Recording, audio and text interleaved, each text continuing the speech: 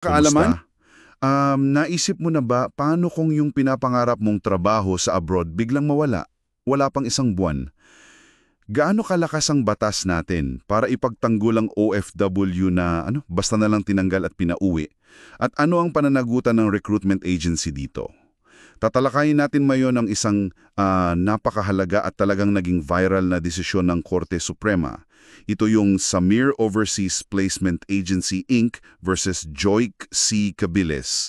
Ang GR number niya ay 170139 at lumabas ito noong August 5, 2014. Tungkol ito sa illegal dismissal ng isang OFW at ito'y malaki, yung makasaysayang pagbabasura sa limitasyon sa sahod na dapat niyang matanggap. Sige, himayin natin ito. Okay, so ang kwento, nagsimula kay Joy Cabiles. Nag-apply siya, di ba, sa Samir Agency. Gusto niya sanang maging quality control doon sa Taiwan Weicoal Co. Limited.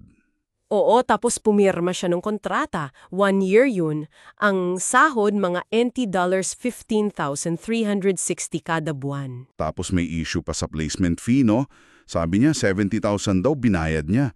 Pero sabi ng agency, Ang sabi ng agency, based daw sa resibo nila, 20,360 lang. Medyo malaki yung diferensya. oo nga nagsimula siyang magtrabaho June 26, 1997. Pero teka, hindi pala quality control ang binigay sa kanya. Hindi, ginawa siyang cutter. Malayo dun sa napag-usap sa kontrata. At dito yung masakit July 14, 1997, grabe, wala pang isang buwan, tinanggal na siya. Yun nga, ang bilis. Ang dahilan daw ay inefficiency. Tapos pinauwi agad. Grabe. Tapos yung sahod niya, kakarampot lang. NT 1,900 lang nakuha. Oo, tapos binawasan pa ng NT 3,000 para daw sa plane ticket niya pauwi. Sobrang. Hindi makatarungan, di ba? Sobra. Kaya nagsampa siya ng kaso sa NLRC, illegal dismissal. Tama. Hinabol niya yung refund ng placement fee, yung sahod para sana sa natitirang 11 buwan ng kontrata niya, at syempre, danyos. Ano naman ang sabi ng Samir Agency? Depensa nila. Well, sinabi nilang may just cause yung inefficiency nga daw. At itinanggi nila yung sobrang placement fee. May dagdag pa sila. Ano yun? Na yung accreditation daw ng Weicoal nalipat na sa ibang agency, sa Pacific Manpower.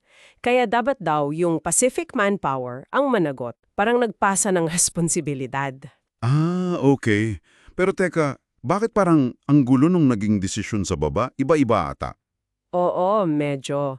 Kasi sa labor arbiter muna, yung unang level, di ba? Ibinasura yung reklamo ni Joy. Kulang daw ebidensya. Binasura agad. Oo. Tapos, hindi rin nila pinansin yung issue tungkol sa Pacific Manpower. Pero nung umakyat sa NLRC Commission, Sa mismong commission, anong sabi nila? binaliktad nila yung desisyon ng arbiter. Sabi ng NLRC, illegal dismissal talaga. Kasi, una, hindi napatunayan ng Samir o Wakwal yung inefficiency. Pangalawa, walang due process. Walang tamang abiso, walang hearing, bago tinanggal. So pinabunan si Joy ng NLRC. Oo, pinagbayadan sa Samir ng katumbas ng 3 buwan sahod ni Joy, tapos refund ng pamasahe at attorney's fees. Pero yung issue sa placement fee at sa Pacific Manpower, hindi pa rin nila ni-resolve. Okay. Tapos umakyat pa sa Court of Appeals, di ba? Anong nangyari doon? Kinatigan ng CA yung desisyon ng NLRC. Illegal dismissal nga at tama yung mga pinapabayad. Pero ibinalik nila sa NLRC yung kaso. Bakit ibinalik? Para daw dinggin yung gusot sa pagitan ng Samir at ng Pacific Manpower. Medyo lumalabo yung para kay Joy kasi parang pinapahaba pa Gets ko. So, pagdating sa Korte Suprema, ano na yung mga main issues na kailangan nilang sagutin? Basically, 3. Una, tama ba yung CA na kumampi sa NLRC about the illegal dismissal? Pangalawa, kung illegal nga, magkano ba talaga dapat ang matanggap ni Joy?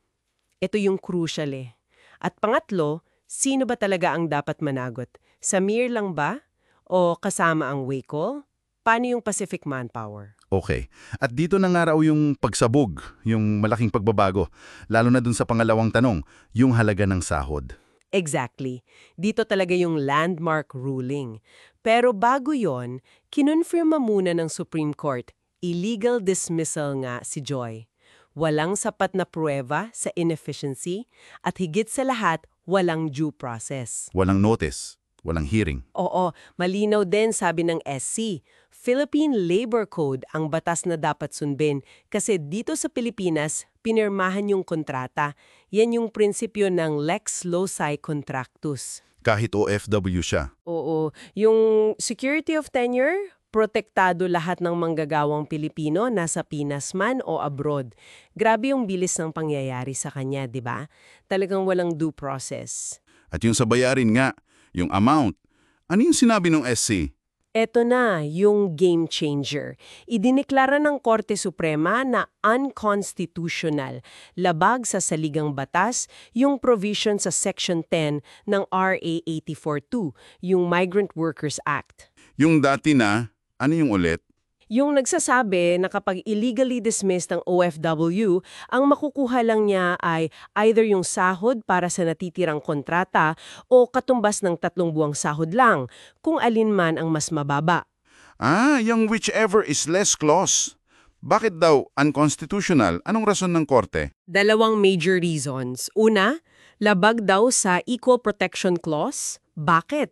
Kasi hindi pantay yung trato sa OFW kumpara sa local worker. Yung local worker kasi, buong unexpired portion ng contract makukuha niya kapag illegally dismissed, tapos hindi rin pantay sa kapwa OFW kasi mas lugi yung mahaba pa ang kontrata kung 3 months lang makukuha. Makes sense. Ano yung pangalawa? Labag din daw sa substantive due process. Kasi yung paglimita sa 3 buwan, parang arbitraryo lang daw. Walang malinaw na basehan bakit hanggang doon yang. Kahit pa nga binalik yung kaparehong probisyon sa RA 1022 noong 2010, pinanindigan ng korte sa kasong ito na unconstitutional pa rin yun. Wow! Malaking-malaking bagay yan para sa mga OFW. So, ano yung final award para kay Joy? Dahil nga unconstitutional yung 3 months remit, ang dapat ibayad kay Joy ay yung sahod niya para sa buong natitirang panahon ng kontrata niya. So, mula July 15, 1997 hanggang June 25, 1998. Buong 11 months plus na sahod. Buong natitirang kontrata talaga. Oo, plus yung refund nung NT 3,000 TT dollars na binawas sa sahod niya para sa repatriation cost. At attorney's fees na NT 300. Tapos may 6% interest per annum pa yan simula nung naging final ang desisyon. Mahalaga yung interest. Teka, linawin lang natin. Iba yung interest sa placement fee claims. Oo, magandang punto yan. Pag placement fee ang hinahabol, base mismo sa RA 8042, 12% interest per annum pa rin ang applicable doon. Iba yung sa sahod at ibang monetary claims under this ruling na 6%. Okay, clear. Sino ngayon ang pinagbayad? Yung Samir lang ba o kasama yung Wakul? Paano yung Pacific Manpower issue? Ang pinagbayad ay ang Samir Agency at ang foreign employer na Waycall at ang pananagutan nila Solidari, joint and several liability kumbaga. Anong ibig sabihin ng solidary? Ibig sabihin, pwedeng singilin ni Joy yung buong amount sa Samir dito sa Pilipinas. Tapos, bahala na yung Samir na habulin yung Waycall sa Taiwan para sa parte nito. Yung issue sa Pacific Manpower hindi na naging hadlang para makuha ni Joy yung para sa kanya mula sa Samir. Napakaganda niyan para kay Joy at sa ibang OFW. So ano yung pinaka-impact nito? Anong ibig sabihin nito para sa ating mga kababayan sa abroad? Ito ay isang malaking tagumpay talaga. Pinatibay nito na hindi basta-basta pwedeng tanggalin ang mga OFW. Kailangan ng matibay na dahilan at tamang proseso. At pinakaimportante, binasura nito yung hindi makatarungang limitasyon sa danyos na dapat nilang matanggap. Binigyan sila ng mas buong proteksyon. Mahalaga talagang malaman ito ng lahat. Para masummarize natin, ano yung mga key takeaways o doktrina mula sa kasong Samir v. Cabiles? Sige, isa-isahin natin. 5 puntos. Una, security of tenure ng OFW. Protektado sila ng batas. Kailangan ng just cause at due process bago matanggal. Hindi sila pwedeng tanggalin basta-basta. Okay, pangalawa.